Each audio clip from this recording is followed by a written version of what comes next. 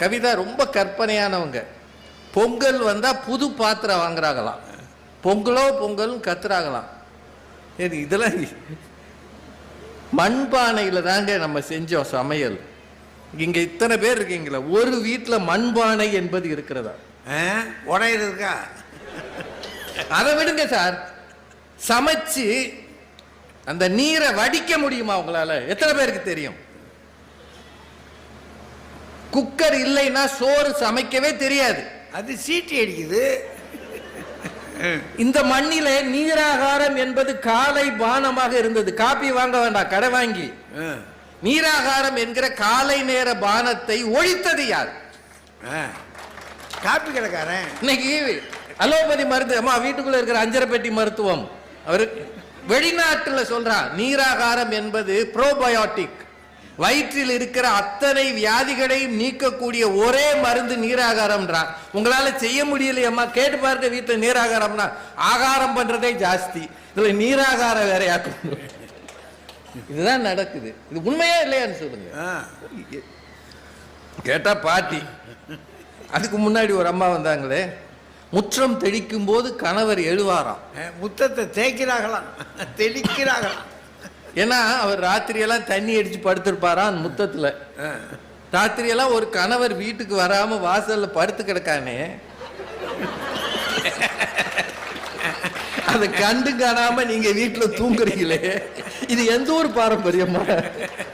கதவையும் அடைச்சிட்டு இவங்கதான் நாய்க்கு சோறு வைக்கும் போது மிளகாயை எடுத்து போட்டு வீட்டுக்கார சாப்பிடாம முத்தத்துல கிடக்கு. அந்த அவனை கூப்பிட்டு வச்சு சோறு போட துப்பு இல்ல, நாய்க்கு சோறு வைக்கிறாரு. என்னத்த சொல்ல, அது புத்தக கண்காட்சின்றதுனால கற்பனையா பேசுறீங்க அம்மா. ரெண்டாவது, பெண் பார்க்கிற பாரம்பரியம் இன்னைக்கு இருக்குன்னு மெய்யரசி சொன்னாங்க. அப்படி ஒண்ணு இருக்குங்களா எங்கேயாவது? அவன் அங்கங்க பார்த்துக்கிறான். அவன் எங்க பாக்குறான்? அந்த அப்பா அம்மா வந்து ஒரு மாப்பிள்ளைய பாக்குறேன்னா கூட அந்த பொண்ணு சொல்லுது, காஃபி ஷாப்புக்கு வர சொல்லுங்க. காஃபி டேயா? Coffee day. 100 ரூபாய் ஒரு காஃபி. ஏன்னா அங்க போனா அப்படித்தானே இருக்கும். அங்க வர சொல்லுங்க, ஒரு 10 நிமிஷம் பேசி பார்க்குறேன். அந்த பொண்ணு பேசிட்டு அதுவே ரிஜெக்ட் பண்ணிடுது. Is not okay. அது எத்தனாவது ஆளா இருக்கும்? 19. அது எத்தனாவது காஃபின்னு கேட்கணும். ஆமா, ஒரு காலத்துல இவங்க பச்சி சொச்சி சாப்பிட்டு ஏமாத்தினாங்கல்ல, அதுக்கு பழி வாங்குதுங்க. கூடாதா? என்னங்கப்பா, அதெல்லாம் வேண்டான்னு சொல்லல. அவனுக்கு தகுதி இல்லைன்னா நீங்க ரிஜெக்ட் பண்ணுங்க, தப்பு இல்லை. ஆனா அந்த பழைய பெண் பார்க்கும் படலம்ன்றது இப்ப இல்லைன்னு நான் சொல்றேன். அது இருக்கணும்னு நான் சொல்லல. அவன் சரியில்லைன்னா கழட்டி விடுங்க, போ போ போ போன்னு. இதனாலதான் 90s கிட்ஸ் பல பேர் பரிதாபமா அலைகிறான், கல்யாணமே ஆகாம. அவன் எத்தனை காஃபி ஷாப்புக்கு போவான்? இதுல விட்ட சார், இந்த ஊர்ல திருவிழாக்களின் போது இன்னமும் பாரம்பரியத்தை காப்பாற்றுவது ஆண்கள். மதுரையில அழகர் ஆத்துல இறங்குறாரு, அதுல சேவார்த்திகளாக இருக்கிறாங்க பாருங்க. இவர்கள் பல பேர் பரம்பரையாக அந்த சேவை செய்கிறவர்கள். பல பேர் சுமக்கிறவங்கல இருந்து அழகர் கூட வர்றவங்க. கல்லந்திரின்னு ஒரு ஊர் இருக்கு அழகர் கோயில் பக்கத்துல. அந்த ஊருக்கு ஒரு பெரிய பரம்பரையாக அங்க ஒரு வழக்கம் உண்டு. ஒரு காலத்துல, ரொம்ப காலத்துக்கு முன்னாடி, அழகர் நகைகளோடு புறப்பாடாகி வரும்போது, ரொம்ப முன்னாடி, பல நூற்றாண்டுகளுக்கு முன்னாடி, அங்க இருந்த சிலர் நகைகளை கொள்ளையடிக்கணும்னு விரும்புனாங்களாம், ஏற்பாடு பண்ணியிருக்கிறாங்க. ஆனா அப்படி கொள்ளையடிக்கணும்னு போனவங்களை அழகர் மனம் மாறச் செய்தார். கள்ளழகரை பார்த்து கொள்ளையடிக்கணும், நகைகள் மேல ஆசைப்பட்டு போனவங்க எல்லாரும் மனசு மாறி அவரின் அடியவர்களாகி அவங்க எடுத்த முடிவு என்னன்னா, நாங்க கொள்ளையடிக்க வந்தோம், இனிமேல் மதுரை போய் திரும்பும் வரை உங்களுக்கு பாதுகாப்பாக இருப்போம்னு பல நூற்றாண்டுகளுக்கு முன்னால் தொடங்கிய ஒன்று இன்றைக்கும் இருக்கிறது. இன்றைக்கும் அவங்க வந்து போறாங்க. கள்ளன் திரிந்த இடம்ன்றதுனாலதான் கள்ளந்திரின்னு பேர் அதுக்கு. இத்தனையும் நாங்க செஞ்சு வரோம். இன்னும் 1 2ங்க, குடும்பத்துக்குன்னு ஒரு பாரம்பரியம் இருக்கு.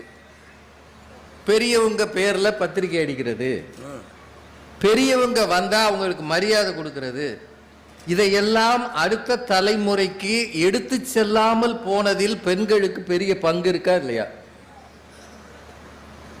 பிள்ளை வளர்ப்புல தாலாட்டு பாடுவது என்பது தமிழ் பண்பாடு பாரம்பரியம். இன்னைக்கு இருக்கான்னு இந்த 3 பேர் தைரியமா சொல்ல முடியுமா? இல்ல நீங்க எங்கேயாவது பார்த்துருக்கீங்களா? அதுதான் ரெக்கார்டு இருக்குல்ல. இப்ப ரெக்கார்டே கிடையாது. அவன் கையில யூடியூப்பை கொடுத்தா அதை பார்த்துக்கிட்டே திங்கிறான். அவன் எதை சாப்பிட்றான்னு அவனுக்கு தெரியாது, அந்த அம்மாவுக்கு தெரியாது. எல்லார் கையிலையும் ஒரு மொபைல். சின்ன பிள்ளைங்க எங்க வேணாலும் பாருங்க, மொபைல் பார்த்துக்கிட்டு தான் சாப்பிடுது. பிள்ளைகளுக்கு கதை சொல்வது என்று ஒரு பாரம்பரியம் இருந்தது. தாய்மார்கள் பாட்டிகள் சொன்னாங்க. அது பாட்டி சொன்னா அப்ப செத்து போயிட்டா. இது எதுவுமே இல்லாத ஒரு காலத்துல. ஆனா இன்றைக்கும் ஆண்கள் காலம் கடந்து போனாலும் இந்த வைகை ஆத்துல தண்ணீர் பீச்சிட்டு திரிகிறானே, பார்த்திருக்கீங்களா இல்லையா? அவன் எவ்வளவு படிப்பு இருந்தாலும் எவ்வளவு உயர்ந்த இடத்துல இருந்தாலும் அந்த நாட்கள்ல அதுக்குன்னு அழகர் மாதிரி ஒரு டவுசர் போட்டு வருவான் பாருங்க. அதை தைக்கிறதுக்குன்னே புதுமட்டத்தில் ஆள் இருக்கு. அது ஒரு உடை அணிந்து அந்த நாமத்தோட அவன் வந்து நிக்கிறானே, எத்தனை எத்தனை தலைமுறையாக செய்து கொண்டிருக்கிறார்கள். இது மாதிரி ஆண்கள் செய்கிற எதையாவது நீங்கள் செய்திருக்கிறீர்களா? சார், இன்னும் சொல்ல போனா ஐயா வந்து தலையை வாரி வைக்கிறதுலாம் இல்லைன்னாங்க. தலை பின்றதுன்றது இல்லை. இன்னும் பெருநகரங்களுக்கு போனால் பூ வைக்கிறதே இல்லை. இப்போ இல்ல, அதெல்லாம் தேவையில்லைன்றாங்க. இது கலாச்சார மாற்றம். அதை பத்தி நான் தலையிடல. ஆனா பழைய விஷயங்களுக்கு எங்கே மரியாதை இருக்கிறது? ஒரு குடும்பத்துக்கென்று ஒரு சமூகத்துக்கென்று பாரம்பரியங்கள் கட்டுப்பாடுகள் இருந்ததெல்லாம் இன்னமும் கையில் வைத்துக் கொண்டிருப்பவர்கள் ஆண்கள், கண்டுகொள்ளாமல் இருப்பவர்கள் பெண்கள்.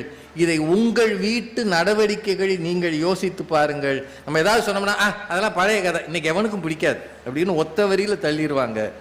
தயவு செய்து, ஒவ்வொரு ஊருக்கும் ஒரு பண்பாட்டு சிதறல் இருக்கிறது, பாரம்பரிய பழக்கம் இருக்கிறது, ஒவ்வொரு குடும்பத்துக்கும் சில ஒழுங்குகள் இருக்கிறது. தொன்று தொட்டு இருக்கிற கடைபிடிக்கப்படுகிற மரபு சமூக ஒழுக்கம்தான் பாரம்பரியம்.